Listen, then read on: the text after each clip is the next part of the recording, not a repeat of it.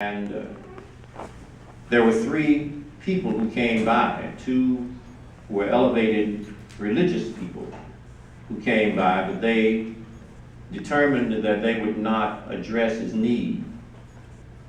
They recognized his need, but they passed on by. So finally, the one who came to his aid was the one he was trying to get away from in the first place, Samaritan. The Bible says that we are a people who are called to be witnesses. Right. Acts chapter 1, verse 8.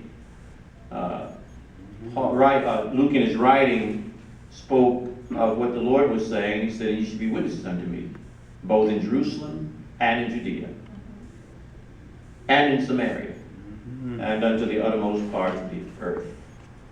Jerusalem and Judea. And you should be witnesses, he's speaking to the Jews, that you Jews shall be witnesses unto me right in your own areas, right in your neighborhoods. And in Judea, in the outlying areas around your neighborhood. But then he said in Samaria, which was a place that was pretty much carved out geographically.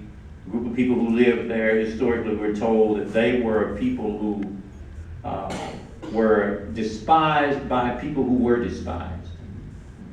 In that history of time, the Jews were people who felt like they were the most important. They considered themselves the people. They considered those who were not Jews, the Gentiles, not a people. They considered themselves a nation. They considered those Gentiles not a nation. They considered themselves the children. They considered the Gentiles the dogs. They considered themselves the circumcision and the Gentiles the uncircumcision. So they thought of themselves as being very highly elevated socially and favored of God beyond and above those who were, they considered lower than them. But there was a group of people, and so the Jews despised the Samaritans. Samaria was that place where, I'll share with you, the Jews despised the Gentiles. But there were a group of Gentiles and a group of Jews who had the audacity to intermingle, and who didn't buy into the lie. They didn't buy that we're better than you and that you're worse than us. And so they intermingled, and we're told traditionally that these people intermingling, that they married and they had offspring. And so you had the Jews who hated the Gentiles, and the Gentiles who hated the offsprings of those Jews who intermingled with Gentiles. So they didn't know what to do with them, so they put them off into an area. They called that area Samaria. Most of those people gravitated to Samaria. And so you have this Jew who was coming from Jerusalem, from worship, and he was trying to keep from going through Samaria, and so he went down a more dangerous road and found himself under attack, wounded, left half dead. The one person who was willing to help him was the one he was trying to stay away from. The one who was from Samaria, who had an opportunity actually to do him in, because he knew they didn't like those people. But he had something of God in him that would not allow him to act in the flesh. So it's my pleasure to speak with you today about that command that the Lord has given us to missions. And I want to thank you again for the opportunity, Suffragan Bishop Gregory, Irvin, the chairman of this department, Suffragan Bishop Watkins. Wright, Suffragan Bishop Wright. I appreciate your presence here, and the tremendous staff of the foreign missions. I don't know if any of you were planning to hear Bishop Clarence Moore or not. If you were, I apologize. Sometimes people get a little mixed up. They say Bishop Moore, and I'm looking at the crowd, but I imagine it was not a mistake, because most of the time he will fill a place up. But Bishop Clarence Moore is my father, and he is the diocesan of the Virginia State Council. He's the former chairman of the missions department. For several years he served as chair in the missions department, and has a great wealth of information to share concerning missions, and has a passion for missions. I'm not as driven to go to foreign countries, as many people would.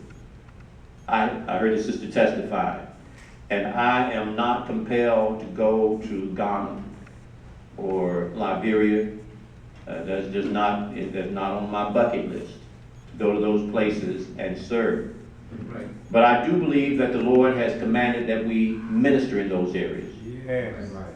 In Luke chapter 19, I wanted to read this. It says, "And as they heard these things, he added and spake a parable, because he was nigh to Jerusalem, and because they thought that the kingdom of God should immediately appear. He said, therefore, a certain nobleman went into a far country to receive for himself a kingdom and to return. And he called his 10 servants and delivered to them 10 pounds and said unto them, Occupy.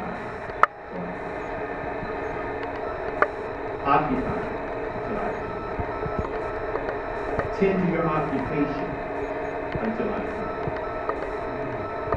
Take care of the responsibilities that are placed before you until I come.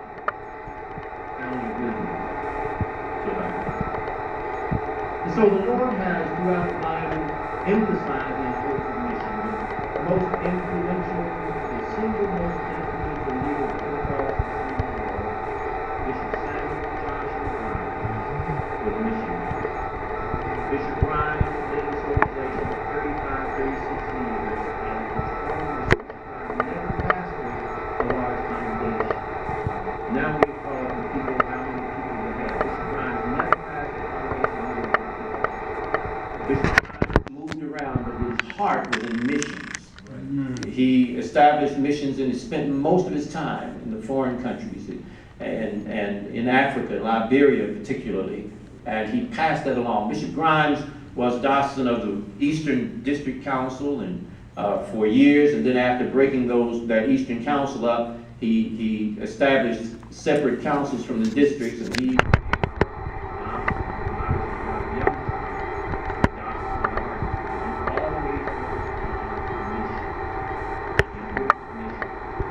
understood the call of the Lord, where he said in Mark chapter 16, go ye to all the world and preach the gospel. Not go to certain places that are choosing, going to all the world, preach the gospel. He understood in Matthew chapter 28,